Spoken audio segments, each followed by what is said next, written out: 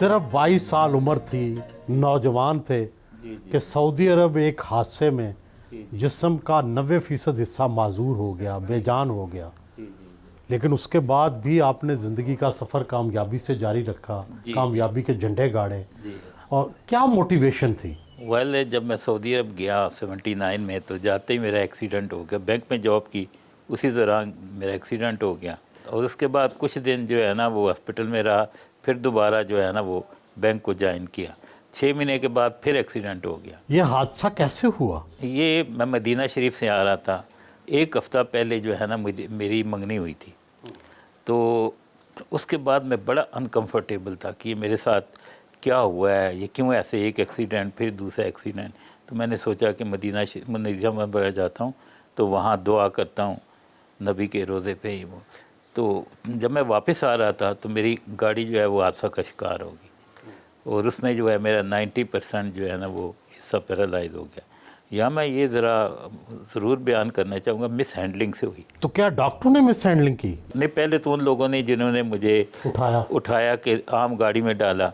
उसके बाद दूसरी ये हुई कि जब हॉस्पिटल में गया तो मैं बिल्कुल ठीक ठाक था, टांगें मेरी हरकत करती थी।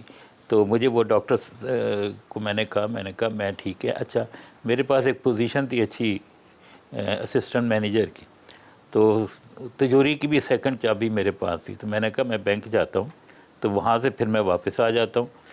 तो आप फिर कहते हैं नहीं, अभी दिन नहीं तुम जाओगे।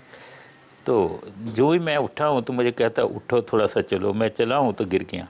उसके बाद आज तक नहीं मैं चल सका। अल्लाह का शुक्र है, मोटिवेशन ये था कि शुरू से ही हम जो है ना वो काम करते थे। वालिदैन ने हमारी तरबियत ऐसे की थी।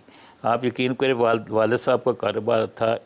हमारे लिए हुक्म होता था कि आपने स्कूल के बाद सीधा कपड़े की दुकान होती थी वहाँ पे आना है, ये नहीं गलियों में नहीं हमने फिरना है। आपने कौन कौन से काम किए? सर मैंने अखबार बेचे हैं। अखबार नवीसी भी की?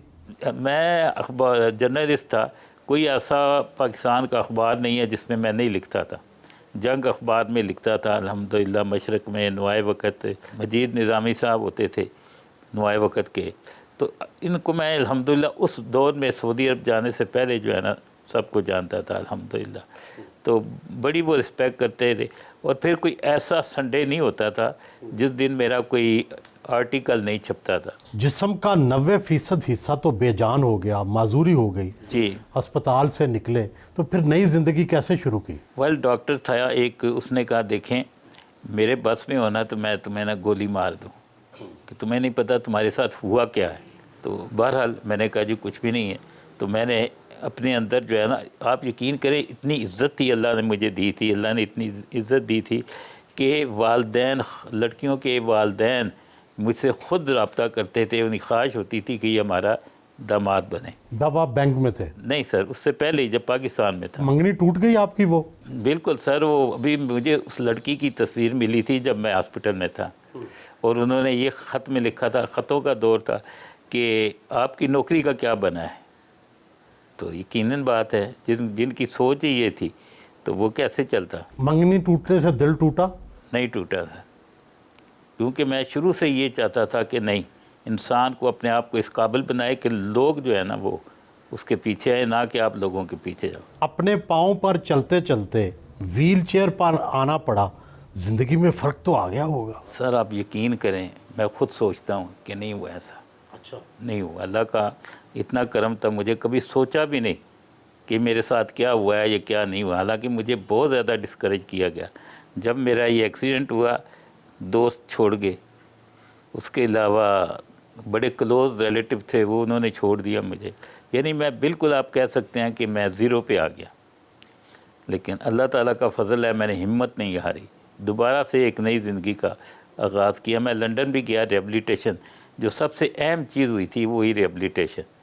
और रिहैबिलिटेशन, क्योंकि जब मैं गया था लंदन तो मुझे कहते थे कि जितने भी पेशेंट यहाँ आते हैं ना वो ट्रेनिंग तो लेते हैं, उसके बाद वो ना हमारी सर्विसेज ज़ाया कर देते हैं। तो मैंने कहा नहीं, मैं बिल्कुल ऐसा नहीं करूँगा। और अल्हम्दुलिल्लाह मुझे उन्होंने ट्रेनिंग दी। और मैं, आप यकीन करें कि जब कि नहीं भी होता था तो रात को भी मैं एक्सरसाइज करता था, क्योंकि उन्होंने कहा इसका सिर्फ यही हल है, आप चल तो नहीं सकेंगे लेकिन अपने बाजुओं को मजबूत बनाओ।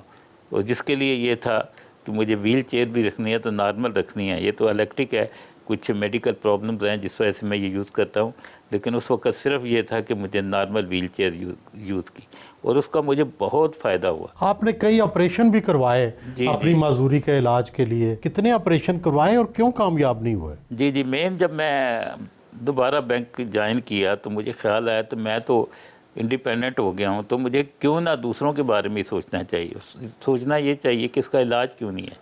तो मैंने उसी वक्त जो है ना अपने दिल में ठान ली कि मुझे दुनिया का सफ़र करना है, तो मैंने 52 कंट्रीज़ का विज़िट किया। 52 कंट्रीज 52 ऑन व्हील चेयर? अकेले, व्हील चेयर पे अकेले, साथ कोई हेल्पर नहीं था? बंदा कोई नहीं था, कोई हेल्पर नहीं था? कोई नहीं था, अल्लाह का बड़ा शुक्र है।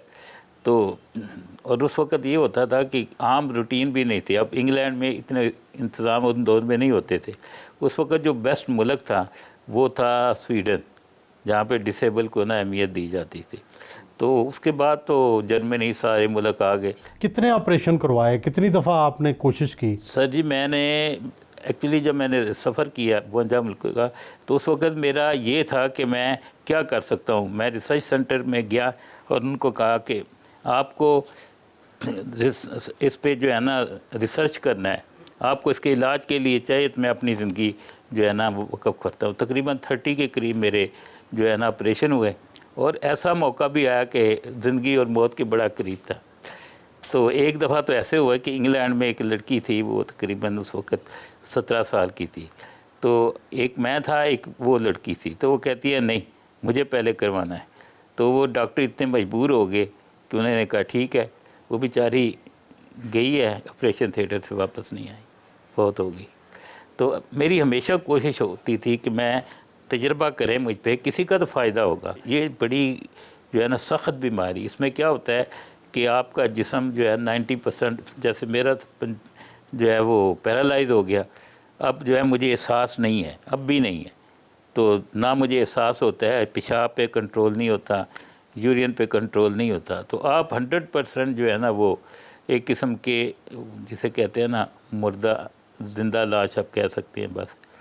अदरवाइज़ जो है ना बस अल्लाह ताला ने मुझे बड़ी हिम्मत दी। मैंने वहाँ पे जब दोबारा बैंक में आया, मैंने मैराथन जीती अल्हम्दुलिल्लाह, और उसके अलावा मैंने व्हील चेयर रेसें जीती। 1 मिलियन का खिताब कैसे मिला? ये अमेरिका ने मुझे दिया जी, 86 की बात है। तो किस बात पे मिला?